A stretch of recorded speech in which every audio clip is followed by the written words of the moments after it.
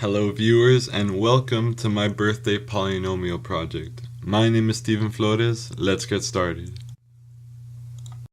Okay, so what I'm supposed to do is take my birthday, right? My birthday is April the 27th of the year 2000, and I turn it into this kind of little set 4272000 because April is the fourth month of the year, and then the day 27th, the year 2000, and I have to flip it. I have to flip it in order to create the polynomial, because that's one of the rules.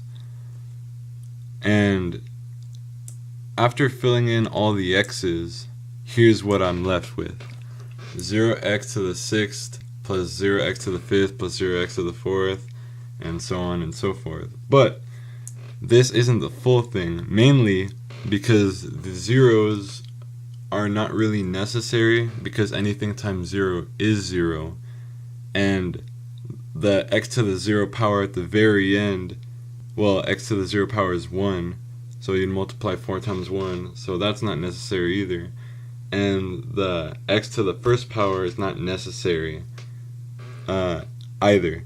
Also, the 2x and the 4, I switched to a negative, and you'll see why when I explain the graph later in the presentation. Okay, so inputting my polynomial into a graphing calculator, I get this graph.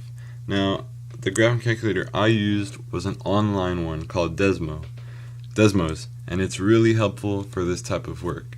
Now, the characteristics of this graph are as follows. The domain stretches from negative infinity to positive infinity, and as well as the range. So basically, the graph continues to travel infinitely in both the domain and the range.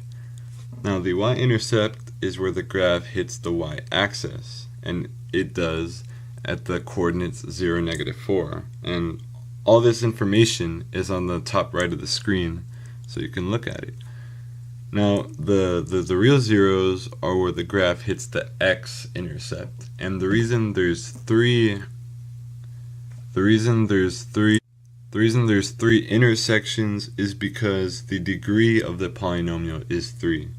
So in other words, the highest power of the polynomial is 3. And since there's 3 intersections, we're good on that front. And also, the minimum is where the minimum is represented by the bottom circle and the maximum is represented by the top circle. And this is where the graph has its arc until it goes back up to infinity again. Now, these symbols they represent the end behavior of the graph. So as x travels to negative infinity, f of x as well travels to negative infinity. And as x travels to infinity, f of x travels to infinity. So it travels infinitely. Now, the reason I changed those two numbers to negative while making the polynomial was to make the graph in a certain shape where one of my biggest philosophies shine through. That is the philosophy that it is impossible to take 2 steps forward without taking a step back. How that correlates to the graph goes upward, it goes down some, and then upward to infinity. Now, I didn't invent this philosophy, but it's one of the most dear to me. Because if you never took any steps back, you would be perfect. And no such human exists on the planet Earth. Another example is it is impossible to fire an arrow without drawing it back. The examples of the steps and the bow and arrow, I can see it through the graph. And this philosophy of imperfection is what makes me me. It kind of represents me. And well, that was my birthday polynomial project. I hope you enjoyed, and thank you for listening.